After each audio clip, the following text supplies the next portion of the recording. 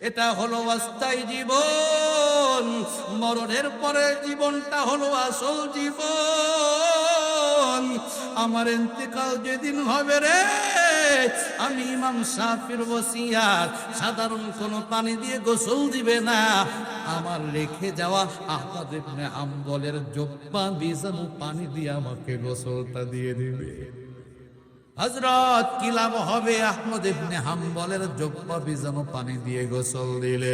ইমাম শাফি বড় চমৎকার জবাব শোনায় দিলেন, ওরে খাদিম শোনো, আমার মন বলে রে, আহমদ ইবনে হাম্বলের জুব্বা ভিজানো পানি দিয়ে যদি আমি কবর জগতে যাইতে পারি রে, কবরের আযাব আমি ইমাম শাফির দেহটাকে স্পর্শ করবে না। ময়দানে মাহশারে আল্লাহ পাক রব্বুল আলামিন যখন আমাকে ডাক দেবে, ইমাম শাফি বলো রে, আমি আল্লাহর জন্য কি হাদিয়া নিয়ে আসছো? ওই দিন আমি আল্লাহর কাছে কি পেশ করব? দেওয়ার মতো আমার কাছে তেমন কোনো সম্বল নাই। আল্লাহর কাছে বলতে পারবো, আল্লাহ তেমন কিছু নিয়ে আসতে আমি পারি নাই, তবে আহমদ ইবনে হাম্বলের জুব্বা ভিজানো পানিটা দিয়ে গোসল দিয়ে আসছি। দয়ার মাওলা রে, আহমদ ইবনে হাম্বলের জুব্বা ভিজানো পানির বদলাতে আমাকে মাফ করিয়া জান্নাতের মালিক বানায়া দাও। আমার মনটা বলে, আহমদ ইবনে হাম্বলের জুব্বা ভিজানো পানির বদলাতে আমার আল্লাহ আমাকে জাহান্নামে দিবে না, আমাকে জান্নাতের মালিক বানায় দিবে। দোস্তরা আমার, আজকে আহমদ ইবনে হাম্বল নাই, আজকে মুরব্বিরা অনেকেই কবরে চলে গেছে, কিন্তু তাদের উত্তরসূরি দুনিয়ার জমিনে আছে। কারা কারা তাদের উত্তরসূরি? বর্তমান জামানার যারা উলামায়ে কেরাম, হক্কানি পীর মাশায়েখ, পীর সাহেব চরমনাই, পীর সাহেব ওজানি, কত উলামায়ে কেরাম আছে, এরা আহমদ ইবনে হাম্বলের উত্তরসূরি, এরা আকাবিরদের উত্তরসূরি, এরা হক্কানি পীর মাশায়েখদের উত্তরসূরি। এ দোস্তরা আমার, এদেরকে যদি দিল থেকে মহব্বত করতে পারি, উলামায়ে কেরামকে যদি অন্তর থেকে মহব্বত করতে পারি, কসম খোদার বলে যায়, ময়দানে মাহশারে এই মহব্বতটা আমাদের জন্য জান্নাতের জরিয়া হবে, ঠিক কিনা? এই জন্য দোস্তরা আমার, পা ধরে বলে যায়, যতদিন বেঁচে থাকবো নবীর ওয়ারিস উলামায়ে কেরামদেরকে মহব্বত করব, উলামায়ে কেরামের পাশে থাকবো, পীর মাশায়েখদের পাশে থাকবো। কে কে রাজি আছেন? লিল্লাহি তাকবীর। রাব্বানিয়ুন শব্দের অর্থ হলো আল্লাহ ওয়ালা গান। আহনাস শব্দের অর্থ হলো উলামায়ে কেরাম। আল্লাহ পাক রব্বুল আলামিন বলেন, আল্লাহ ওয়ালাগণ এবং উলামায়ে কেরাম বিমাস্তাহফিজু মিন কিতাবিল্লাহ, আল্লাহ পাক রব্বুল আলামিনের কিতাব হেফাজত করে। সুবহানাল্লাহ। ভিন্ন আরেকটা আয়াতের দিকে তাকায়, এই আয়াতের উল্টা দেখা যায়, ইন্না নাহনু নাযালনা যিকরা ওয়া ইন্না লাহু লাহাফিজুন। নিশ্চয় আমি আল্লাহ কুরআন নাজিলকারী এবং নিজেই কুরআনের হেফাজতকারী। দুইটি আয়াতের মধ্যে দ্বন্দ্ব লেগে গেল। এক আয়াতের মধ্যে আমার আল্লাহ জানাই দিলেন, আমি আল্লাহ নিজেই কোরআনের হেফাজতকারী। ভিন্ন আরেকটি আয়াতের মধ্যে আমার আল্লাহ জানাই দিলেন, উলামায়ে কেরাম কিতাবুল্লাহর হেফাজতকারী। এই দুইটি আয়াতের মধ্যে সমাধান কেমনে হবে রে ভাই? উলামায়ে কেরাম একটা উদাহরণ দিয়ে দুইটি আয়াতের মধ্যে সমাধান পেশ করেন। কি সে উদাহরণ? আল্লামা জুলফিকার নকশবন্দি রাহমাতুল্লাহ আলাইহি খুতবাতে জুলফিকারের মধ্যে উল্লেখ করেছেন, রাষ্ট্রপ্রধানরা যখন ভাষণ দেয়, ভাষণে বলতে থাকি, আমি আমার দেশটাকে হেফাজত করব, দেশের সীমান্ত রক্ষা করব।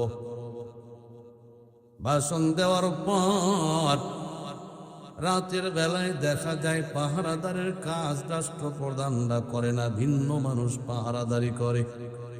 রাজা বাদশারা আরামে ঘুমায়, ঠিক কিনা? ভাষণ দিল রাষ্ট্রপ্রধান, পাহারা রাষ্ট্রপ্রধান দেয় না, তাহলে কারা দেয়? রাষ্ট্রপ্রধানের পক্ষ থেকে বিভিন্ন বাহিনী তৈরি করা হয়, পুলিশ, বিডিআর, আর্মি, র্যাব, এরা হলো সরকারি বাহিনী। মাস গেলে সরকার বাহাদুরের পক্ষ থেকে বেতন ভাতা প্রদান করা হয়। সরকার বাহাদুরের পক্ষ থেকে ভালো ভালো খানার আয়োজন করা হয়, সুন্দর সুন্দর পোশাকের ব্যবস্থা করা হয়। পরে বান্দা,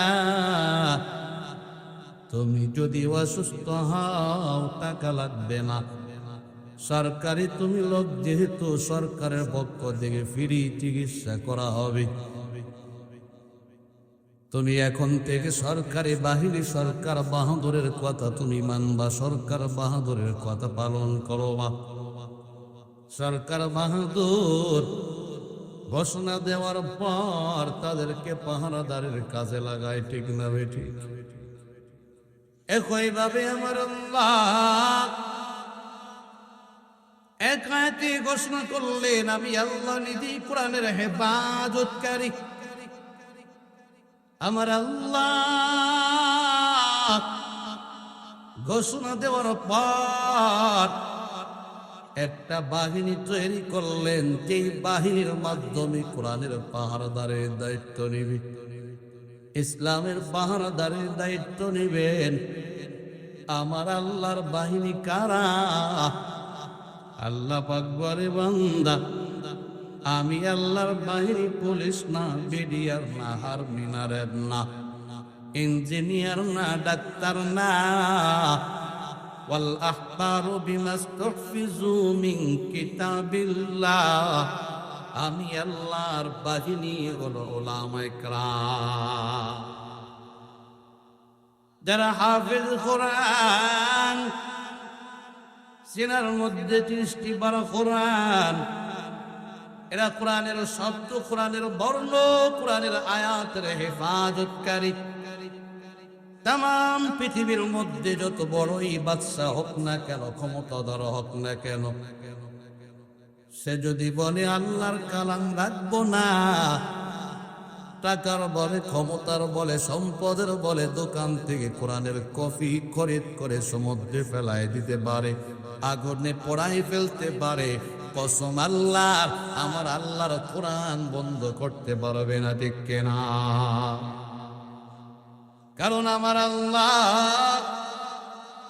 হাফেজ কোরআনের সিনার মধ্যে যেই কোরআনটা দিয়ে দিলেন, হাজার চেষ্টা করে সিনার মধ্য থেকে কোরআনটা বের করে সমুদ্রে ফেলা সম্ভব না। যার কারণে 1500 বছর আগে যেই কোরআন ছিল এখনো সেই কোরআন আছে, কোনো পরিবর্তন হয় নাই। জবরের জায়গা জের হয় নাই, জেরের জায়গা জবর হয় নাই, ঠিক না বেঠিক? দোস্তরা আমার, হাফেজের কোরআনের মাধ্যমে আমার আল্লাহ কিয়ামত পর্যন্ত কোরআনের হেফাজত করবেন, সুবহানাল্লাহ। এরাই যখন মাওলানা হয়, মুহাদ্দিস হয়, মুফাসসির হয়, তখন কোরআনের তরজমা, কোরআনের ব্যাখ্যার হেফাজতকারী হয়। যদি কোনো নাস্তিক, কোনো মুরতাদ কোরআনের অপব্যাখ্যা করে, ওলামায়ে কেরাম সাথে সাথে বলটা ধরায় দেয়, ঠিক নাকি? দোস্তরা আমার, তারা যদি ভালোভাবে মেনে নেয়, ওলামায়ে কেরাম কিছুই বলে না। যদি মানতে না চায়, ওলামায়ে কেরাম দাঁত ভাঙ্গা জবাব দেন, ঠিক কিনা? আয়াতের মাধ্যমে বোঝা গেল ওলামায়ে কেরাম সাধারণ না, অনেক দামি, কত দামি আমার আল্লাহ পাকের বাহিনী।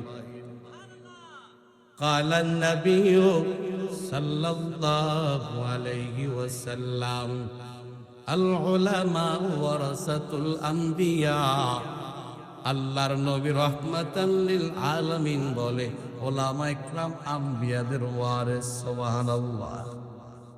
সম্পদের ওয়ারিস না, নবীদের ইলম এবং আমলের হেফাজতের ওয়ারিস। একদিক দিয়ে আমার আল্লাহ আয়াত নাজিল করে আলেম সমাজের পরিচয় তুলে ধরলেন, হে আমার বান্দারা, ওলামা ইকরাম অনেক দামি, অনেক দামি, অনেক দামি। কত দামি জানো? আমি আল্লাহ পাকের বাহিনী। আমার আল্লাহ যেমন দামি, আল্লাহর বাহিনীও তেমন দামি, ঠিক কিনা? অন্যদিক দিয়ে আমার নবী রাহমাতাল লিল আলামিন বলে, উম্মতেরা শোনো, ওলামা ইকরাম অনেক দামি। কত দামি জানো? আম্বিয়াদের উত্তরসূরি, সম্পদের না, নবীদের ইলম এবং আমলের হেফাজতের উত্তরসূরি। যার কারণে ইতিহাস করলে দেখা যায় যুগে যুগে ইসলামের ওপর আক্রমণ আসছে, কোরআনের ওপর আক্রমণ আসছে, নবীর ইলম এবং আমলের ওপর আক্রমণ আসছে। কখনো ইহুদিদের পক্ষ থেকে আক্রমণ, কখনো নাসারাদের পক্ষ থেকে আক্রমণ, কখনো মুনাফিকদের পক্ষ থেকে আক্রমণ, কখনো নাস্তিক মুরতাদদের পক্ষ থেকে আক্রমণ, কখনো কাদিয়ানীদের পক্ষ থেকে আক্রমণ, কখনো সাবিয়ারীদের পক্ষ থেকে আক্রমণ, কখনো বেদাতীদের পক্ষ থেকে আক্রমণ। যখনই আক্রমণ আসছে, আল্লাহর সৈনিক উলামা ইকরাম, নবীর ওয়ারিস উলামা ইকরাম বসে থাকেন নাই, দাঁত ভাঙ্গা জবাব দিয়েছেন, ঠিক কিনা? আজ কসম খেয়ে বলে যায়, আল্লাহর জমিনে কোন নাস্তিক, কোন মুরতাদ, কোন বেদাতি, কোন ইহুদি খ্রিস্টানের দালালেরা, আল্লাহর রাসূলের দুশমনেরা কোরআনের বিরুদ্ধে যদি কথা বলে, আল্লাহর রাসূলের বিরুদ্ধে যদি কথা বলে, কসম খোদার, যতক্ষণ পর্যন্ত উলামা ইকরামের রক্ত থাকবে, ওই নাস্তিক মুরতাদেরা মাথা চাড়া দিয়ে দাঁড়াইতে পারবে না, ঠিক কিনা? দোস্তরা আমার, উলামা ইকরাম ইসলামের পাহারাদার, উলামা ইকরাম কোরআনের পাহারাদার, উলামা ইকরাম নবীর ইলম এবং আমলের পাহারাদার। যদি কোন নাস্তিক মুরতাদ ইহুদি খ্রিস্টানের দালালেরা, আল্লাহর রাসূলের দুশমনেরা ইসলামের বিরুদ্ধে কথা বলে, কোরআনের বিরুদ্ধে কথা বলে, নবীর ইলম এবং আমলের বিরুদ্ধে কথা বলে, নবীর সুন্নাত নিয়ে মস্করা করে, কসম খোদার উলামা ইকরাম চুপচাপ বসে থাকবে না, দাঁত ভাঙ্গা জবাব দিয়ে সারাবে, ঠিক কিনা? দোস্তরা আমার, আমরা উলামা ইকরামের সাথে থাকবো। আলেম ওলামারা যখন ইসলামের পাহারাদারি করতে গিয়া আল্লাহু আকবারের ধ্বনি দিয়ে ময়দানে ঝাঁপিয়ে পড়বে, আমরাও পিছপা হব না। আমাদের স্লোগান হবে, উলামা ইকরাম আপনারা সামনে আগান, পীর মাশায়েখ আপনারা সামনে আগান, আমরা আপনাদের সাথে আছি, ঠিক কিনা? কে কে রাজি আছি? লিল্লাহি তাকবীর, নারায়ে তাকবীর। আল কোরআনের আলো, আল হাদিসের আলো, কোরআন সুন্নাহর আলো, উলামা ইকরাম যেখানে, উলামা ইকরাম যেখানে, পীর মাশায়েখ যেখানে, উলামা ইকরাম নাই যেখানে, লিল্লাহি তাকবীর। দোস্তরা আমার, ইতিহাস খুললে দেখতে পাইবেন উলামা ইকরাম ইসলামের পাহারাদারি করতে গিয়া জেলখানার মধ্যে দুনিয়ার থেকে বিদায় নিয়েছেন। কত উলামা ইকরাম কবের মধ্যে দুনিয়ার থেকে বিদায় নিয়েছেন, কত উলামা ইকরাম রক্ত ঝরিয়েছেন, কত উলামা ইকরাম জেলখানার মধ্যে জীবনটা কাটায় দিয়েছেন। আমাদের ইমাম আজম আবু হানিফার দিকে তাকান, ইমাম আজম আবু হানিফা রাহমাতুল্লাহ আলাইহির লাশটা জেলখানার মধ্য থেকে বের হয়েছে। ইবনে তাইমিয়ার ইতিহাস কয়েকদিন আগে পড়লাম, ইবনে তাইমিয়া রাহমাতুল্লাহ আলাইহির লাশটা কুবের মধ্য থেকে বের করা হয়েছে। ইমাম আহমদ ইবনে হাম্বলের দিকে তাকান, তৎকালীন জামানার বাদশাহ আহমদ ইবনে হাম্বলকে ডাক দিয়ে বলে, ও আহমদ ইবনে হাম্বল, আমি তোমার কাছে যেভাবে ফতোয়া চাই ওইভাবে ফতোয়া প্রদান করো না, খবরদার আমার বিরোধিতা করবা না। আহমদ ইবনে হাম্বল বলে, না না, আমি হইলাম আমার আল্লাহর সৈনিক, শরিয়াত অনুযায়ী ফতোয়া হবে, রাজা বাদশার ইচ্ছা মতো ফতোয়া হবে না। সুবহানাল্লাহ। বাদশা রাগান্বিত হয়ে গেল। ও আহমদ ইবনে হাম্বল, জানো বাদশার বিরোধিতা করলে পরিণতি কি হবে? বলে, সব জানি। আরে তোমার ক্ষমতা অল্প দিনের জন্য, আমার আল্লাহর ক্ষমতা চিরস্থায়ী। সুবহানাল্লাহ। বাদশা রাগান্বিত হইয়া জল্লাদকে ডাক দিয়ে বলে, ও জল্লাদ, আহমদ ইবনে হাম্বলকে জেলখানায় আবদ্ধ করো। জল্লাদ নবীর ওয়ারিস আহমদ ইবনে হাম্বলকে জেলখানার মধ্যে নিয়ে গেলেন। বাদশা বলে, শুধু জেলখানায় রাখলে চলবে না, প্রতিদিন 100 করে বেত্রাঘাত চালাও। আহমদ ইবনে হাম্বল জেলখানায় প্রতিদিন 100 বেত্রাঘাত সহ্য করে রে ভাই, এরপরও জালেমের সামনে মাথা নত করে না। সুবহানাল্লাহ। তৎকালীন জামানার একজন ইমাম শাফি রহমাতুল্লাহ আলাইহি রাতের বেলায় ঘুমান। পয়গম্বর স্বপ্ন যোগে ডাক দিয়ে বললেন, ওরে ইমাম শাফি, আহমদ ইবনে হাম্বল নবীর ইলম এবং আমলের হেফাজত করতে গিয়া, নবীর রেখে যাওয়া দিন হেফাজত করতে গিয়া জেলখানার মধ্যে আবদ্ধ, প্রতিদিন 100 বেত্রাঘাত সহ্য করে, জালেমের সামনে মাথা নত করে না। ইমাম শাফি খবরটা পৌঁছায় দাও, আমি নবীর পক্ষ থেকে তাকে জানায়া দাও, আহমদ ইবনে হাম্বল জান্নাতি জান্নাতি জান্নাতি। ইমাম শাফি রহমাতুল্লাহ আলাইহির ঘন্টা ভেঙে গেল।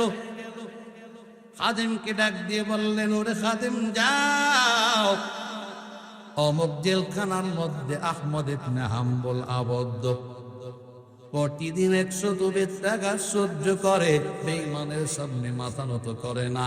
আল্লাহর নবী রাহমাতাল লিল আলামিন আমাকে কিছুক্ষণ আগে জানায় গেলেন, আহমদ ইবনে হাম্বল জান্নাতি জান্নাতি জান্নাতি। খাদেম, তুমি যাও, আহমদ ইবনে হাম্বলকে জান্নাতের সুসংবাদটা প্রদান করে আসো। ইমাম শাফির খাদেম একটা দৌড় দিয়ে আহমদ ইবনে হাম্বলের জেলখানার সামনে চলে গেলেন। দৌড় থেকে তাকায় দেখতে পান জল্লাদ আহমদ ইবনে হাম্বলের পিঠের উপরে বেত্রাঘাত করতেছি। আহমদ ইবনে হাম্বল বেত্রাঘাত সহ্য করতেছেন, আহু কোনো শব্দ নাই।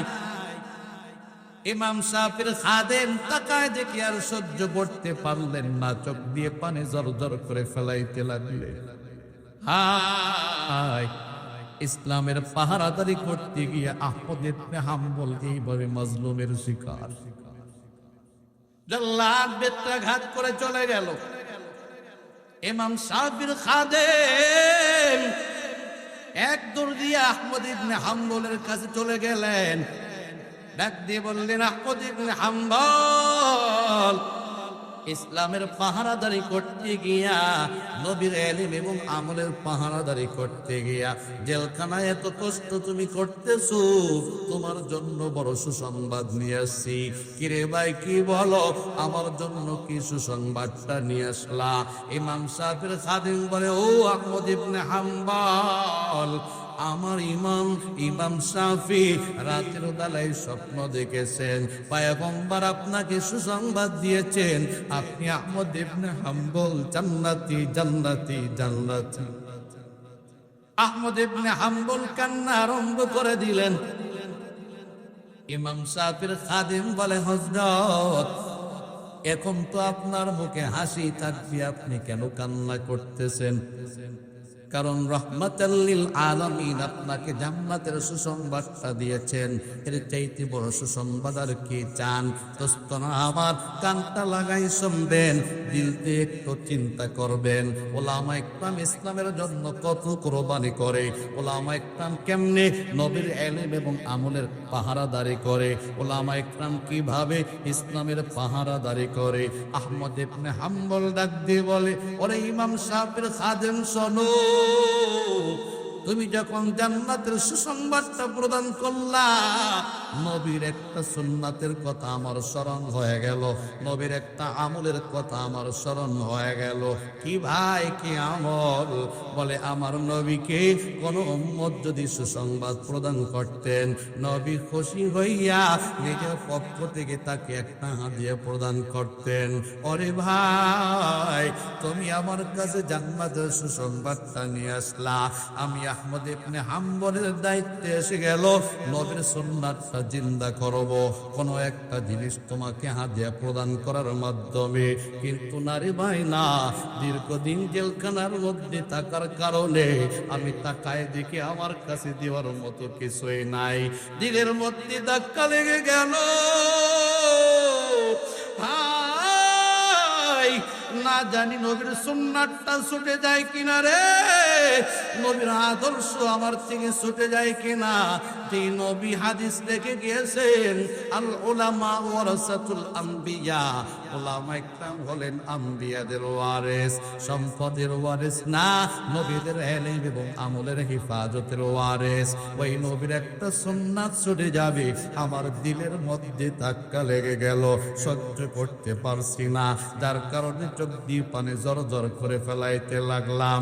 দোস্তরা আমার, আহমদ ইবনে হাম্বলের কথা শুনিয়া ইমাম সাহেবের খাদেম চোখের পানি ছেড়ে দিলেন, ডাক দিয়ে বললেন, আহমদ ইবনে হাম্বল, কান্না করিয়েন না, আল্লাহ পাক রব্বুল আলামিন দিলের খবর জানেন।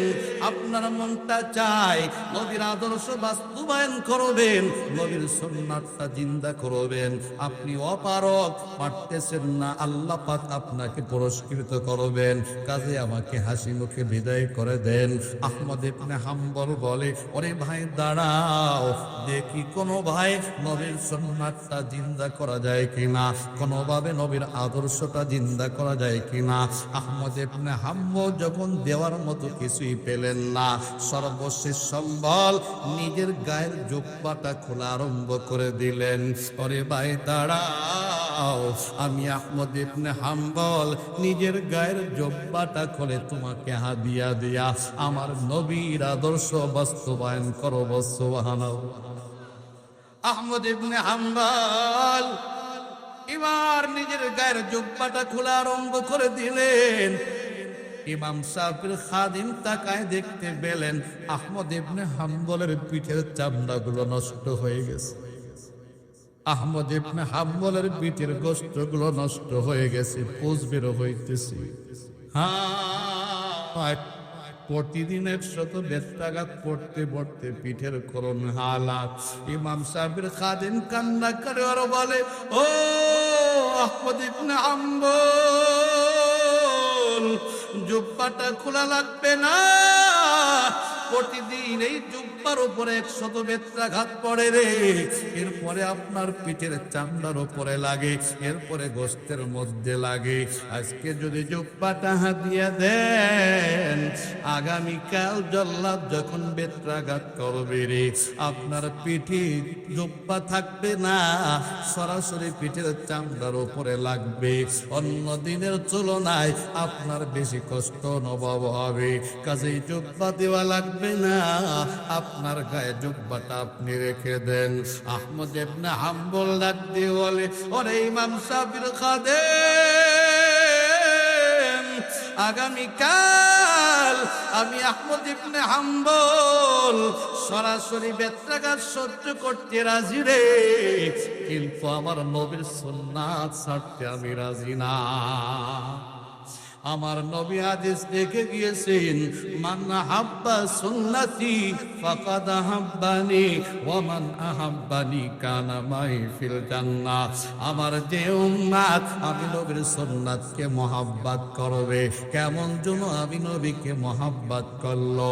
সুন্নাতের মাধ্যমে আমি নবীর মহব্বত যদি উম্মত অর্জন করতে পারে, কানা মাই ফিল জান্নাহ, ময়দানে মাহশারে আমার এই উম্মত আমি নবীর সাথে জান্নাতে থাকবে। ওরে ইমাম শাফির খাদেম আমি আহমদ ইবনে হাম্বল ওই জান্নাতটা চাই রে, যে জান্নাতে আমার নবী থাকবে। দুনিয়াতে নবীকে পাই নাই, নবীর ওয়ারিস হইলাম। আমি চাই আমার নবীর সাথে জান্নাতে থাকবো রে। আর নবীর সাথে যদি জান্নাতে থাকতে হয়, নবীর সুন্নাত লাগবে, নবীর আদর্শ লাগবে। কাজেই মরণের আগে আমি চাই না নবীর একটা সুন্নাত ছুটে যাক। সুবহানাল্লাহ। আহমদ ইবনে হাম্বল নিজের গায়ের জুব্বাটা খুলে হাদিয়া দিয়ে দিলেন। ইমাম শাফির খাদেম একটা দৌড় দিয়ে চলে গেলেন ইমাম শাফির দরবারে। ইমাম শাফি জিজ্ঞাসা করলেন, ওরে খাদেম জবাব দাও, আহমদ ইবনে হাম্বলকে কি জান্নাতের সুসংবাদটা দিয়েছো? খাদেম বলে, জি হুজুর, আহমদ ইবনে হাম্বলকে জান্নাতের সুসংবাদটা দিয়ে আসছি। এবার ইমাম শাফি বলে, খাদেম জবাব দাও, আহমদ ইবনে হাম্বল জান্নাতের সুসংবাদ পাইয়া কোন জিনিসটি তোমার কাছে হাদিয়া প্রদান করলো? খাদেম বলে, হযরত আপনি কেমনি বুঝলেন? ইমাম শাফি বলে, তুমি জানো না আহমদ ইবনে হাম্বল আমি ইমাম শাফির একজন শাগরেদ, তার ব্যাপারে আমার জানা আছে জীবন চলে যাইতে পারে রে, নবীর একটা সুন্নাত ছাড়তে পারে না। আমার নবীর সুন্নাত, নবীর আদর্শ, মায়ার নবীকে কোন উম্মত সুসংবাদ প্রদান করলে নবী খুশি হইয়া নিজের পক্ষ থেকে তাকে একটা হাদিয়া দিতেন। আমার মন বলে রে, আহমদ ইবনে হাম্বল যদিও জেলখানায় আবদ্ধ, তুমি যখন জান্নাতের সুসংবাদটা প্রদান করেছ, নবীর সুন্নাতটা জিন্দা করে আহমদ ইবনে হাম্বল তোমাকে কোন একটা হাদিয়া প্রদান করছেন, বলো রে কোন জিনিসটা হাদিয়া দিল? খাদেম বলে, হযরত সত্য কথাই বলেছেন, এই যে মাথার দিকে তাকান, আমার মাথায় একটা জুব্বা দেখা যায়, এটা আহমদ ইবনে হাম্বলের গায়ের জুব্বা। দেওয়ার মতো যখন কিছুই পেলেন না, সর্বশেষ সম্বল নিজের গায়ের জুব্বাটা খুলে আমাকে হাদিয়া দিয়া নবীর সুন্নাতটা জিন্দা করেছেন। ইমাম শাফি বললেন, খাদেম দাও দাও, জুব্বাটা কিছুক্ষণের জন্য আমার হাতে দিয়ে দাও। ইমাম শাফির খাদেম জুব্বাটা হাতের মধ্যে দিয়ে দিলেন। এবার ইমাম শাফি জুব্বাটা নিয়া ঘরের মধ্যে চলে গেলেন, পাত্রে পানি ডালিয়া সুন্দর করে জুব্বাটা ভিজাইলেন। কিছুক্ষণ পর জুব্বাটা নিংড়ায়া খাদেমকে দিয়ে দিলেন, নাও খাদেম জুব্বাটা নাও, আর পানিটা ঘরের মধ্যে রেখে দিলেন। খাদেম বলে, হযরত আমি তো শুকনা জুব্বা দিয়েছিলাম, আপনি ভিজা জুব্বা ফেরত দেন, রহস্যটা জানতে চাই। ইমাম শাফি ডাক দিয়ে বলে, ওরে খাদেম শোনো, আহমদ ইবনে হাম্বল যেমন দামি, আহমদ ইবনে হাম্বলের জুব্বাটাও তেমন দামি। ওই জুব্বাটা ঘরে লইয়া আমি ইমাম শাফি পাত্রে পানি ঢালিয়া সুন্দর করে ভিজাইলাম। জুব্বাটা নিংড়ায়া পানিটা ঘরে রেখে জুব্বাটা তোমার হাতে দিয়ে দিলাম। খাদিম বলে, হযরত পানি দিয়ে আপনি কি করবেন? এ যুবক ভাই মরণ কি বাবারা, কানটা লাগাই শোনেন। ইমাম শাফি রাহমাতুল্লাহ আলাইহি ডাক দিয়ে বলে, ওরে খাদিম শোনে নাও, আমি দুনিয়াতে চিরদিন থাকতে পারবো না। যারা এই দুনিয়াতে আসে চিরদিন কেউ থাকতে পারে না। এটা হলো অস্থায়ী জীবন, মরণের পরের জীবনটা হলো আসল জীবন।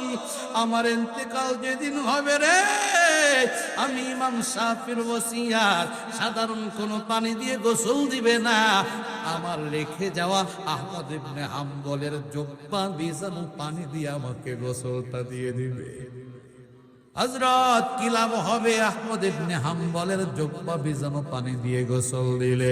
ইমাম শাফি বড় চমৎকার জবাব শোনায় দিলেন, ওরে খাদিম শোনো, আমার মন বলে রে, আহমদ ইবনে হাম্বলের জুব্বা ভিজানো পানি দিয়ে যদি আমি কবর জগতে যাইতে পারি রে, কবরে আযাব আমি ইমাম শাফির দেহটাকে স্পর্শ করবে না। ময়দানে মাহশারে আল্লাহ পাক রব্বুল আলামিন যখন আমাকে ডাক দেবে, ইমাম শাফি বলো রে, আমি আল্লাহর জন্য কি হাদিয়া নিয়ে আসছো? ওই দিন আমি আল্লাহর কাছে কি পেশ করব? দেওয়ার মতো আমার কাছে তেমন কোনো সম্বল নাই। আল্লাহর কাছে বলতে পারবো, আল্লাহ তেমন কিছু নিয়ে আসতে আমি পারি নাই, তবে আহমদ ইবনে হাম্বলের জুব্বা ভিজানো পানিটা দিয়ে গোসল দিয়ে আসছি। দয়ার মাওলা রে, আহমদ ইবনে হাম্বলের জুব্বা ভিজানো পানির বদলাতে আমাকে মাফ করিয়া জান্নাতের মালিক বানায়া দাও। আমার মনটা বলে, আহমদ ইবনে হাম্বলের জুব্বা ভিজানো পানির বদলাতে আমার আল্লাহ আমাকে জাহান্নামে দিবে না, আমাকে জান্নাতের মালিক বানায় দিবে। দোস্তরা আমার, আজকে আহমদ ইবনে হাম্বল নাই, আজকে মুরব্বিরা অনেকেই কবরে চলে গেছে, কিন্তু তাদের উত্তরসূরি দুনিয়ার জমিনে আছে। কারা কারা তাদের উত্তরসূরি? বর্তমান জামানার যারা উলামা ইকরাম, হক্কানি পীর মাশায়েখ, পীর সাহেব চরমনাই, পীর সাহেব বুজানি, কত উলামা ইকরাম আছে, এরা আহমদ ইবনে হাম্বলের উত্তরসূরি, এরা আকাবিরদের উত্তরসূরি, এরা হক্কানি পীর মাশায়েখদের উত্তরসূরি। এ দোস্তরা আমার, এদেরকে যদি দিল থেকে মহব্বত করতে পারি, উলামা ইকরামকে যদি অন্তর থেকে মহব্বত করতে পারি, কসম খোদার বলে যায়, ময়দানে মাহশারে এই মহব্বতটা আমাদের জন্য জান্নাতের জরিয়া হবে, ঠিক কিনা? এজন্য দোস্তরা আমার, পা ধরে বলে যায়, যতদিন বেঁচে থাকবো নবীর ওয়ারিস উলামা ইকরামদেরকে মহব্বত করব, উলামা ইকরামের পাশে থাকবো, পীর মাশায়েখদের পাশে থাকবো। কে কে রাজি আছেন? লিল্লাহি তাকবীর। আল্লাহ তুমি হাতগুলোকে কবুল করে নাও, জান্নাতে হাত হিসেবে মঞ্জুর করে নাও, উলামা ইকরামের পক্ষে হাতগুলোকে কবুল করে নাও। আল্লাহ হক্কানি পীর মাশায়েখদের সুহবাত গ্রহণ করার তৌফিক দান করে দাও। আল্লাহ মরণটা হাসি মুখে দিও, মরণটা কালিমার সাথে দিও, মরণটা ঈমানের সাথে দিও। সকলে বলুন আমিন। সময় শেষ হয়ে গেছে, কথা আসলে মূল কথা এখনো কিছু বাকি রয়ে গেছে, যেহেতু সময় স্বল্প, যার কারণে ফিনিশিংয়ে আনতে পারলাম না। যতটুকু রব্বি কারীম আমার জবান দিয়ে বের করেছেন, আমাকেও আমল করার তৌফিক দান করেন, আপনাদেরকেও আমল করার তৌফিক দান করেন। বলুন আমিন। মরণ পর্যন্ত হক্কানি পীর মাশায়েখদের সাথে থাকবো তো ইনশাআল্লাহ। যদি শাহাদাতের পানি পান করতে হয়, হক্কানি পীর মাশায়েখের পরামর্শে আমরা শাহাদাতের পানি পান করতে রাজি, ঠিক না বেটি? জান দিতে আমরা প্রস্তুত, কাফের মুশরিক বেঈমানদের সামনে মাথা নত করতে আমরা রাজি নাই, ঠিক না বেটি? আল্লাহ পাক তৌফিক দান করেন, আমিন। ওয়া আখির দাওয়ানা আনিল হামদুলিল্লাহি রাব্বিল আলামিন।